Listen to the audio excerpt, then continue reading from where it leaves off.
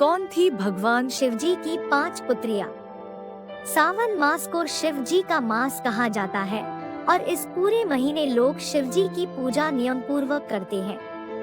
काफी लोग यह जानते हैं कि शिवजी के 2 पुत्र हैं जिनके नाम कार्तिकेय और गणेश है। लेकिन क्या आप जानते हैं कि शिवजी के इसके अलावा 5 पुत्रियां भी थी? आज हम आपको भगवान शिवजी की 5 बेटियों के बारे में बताएंगे कि आखिर कैसे हुआ भगवान शिव की 5 पुत्रियों का जन्म और कौन थी भगवान शिव की यह 5 पुत्रियां। पुराणों में वर्णित एक कथा के अनुसार एक बार महादेव और माता पार्वती मनुष्य रूप धारण कर जंगल में विचरण कर रहे थे। रास्ते में उन्हें एक सरोवर दिखाई देता है। माता पार्वती द्वारा महादेव से आग्रह करने पर दोनों लोग सरोवर में जाकर जल क्रीड़ा करने लगते हैं।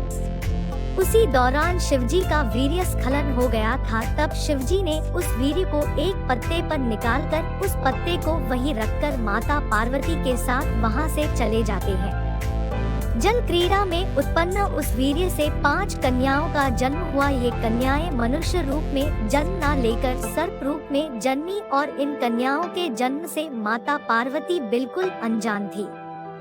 ये बात माता पार्वती को नहीं पता थी कि शिवजी का उनके साथ जल क्रीड़ा करने के दौरान वीर्य स्खलन हो गया था, जिससे 5 कन्याओं ने धरती पर जन्म भी के लिया था।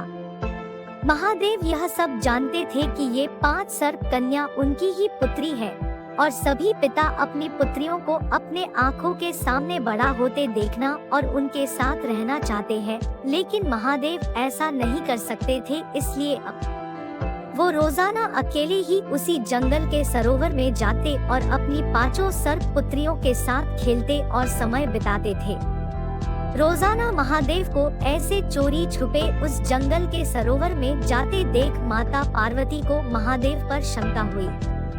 तब अगले दिन महादेव फिर से जब सबसे छुपकर उसी जंगल के सरोवर में जाने लगे, तभी माता पार्वती भी महादेव के पीछे पीछे चल दी। महादेव को जंगल के सरोवर में उन नाग कन्याओं के साथ खेलता देख माता पार्वती को क्रोध आ गया और माता पार्वती उन नाग कन्याओं को मारना चाहा।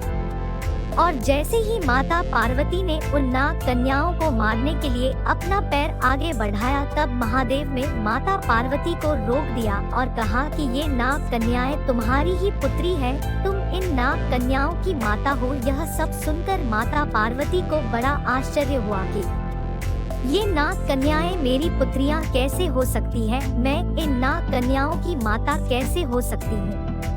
तब शिवजी ने माता पार्वती को उन नाग कन्याओं के जन्म के बारे में पूरी बात बताई कि कैसे उस दिन जल में माता पार्वती के साथ क्रीड़ा करने के दौरान उनका वीर्य स्खलन हो गया था और जिससे इन नाग पुत्रियों का जन्म हुआ। इस कथा को सुनकर देवी पार्वती का क्रोध शांत हो गया और वो हंसने लगी।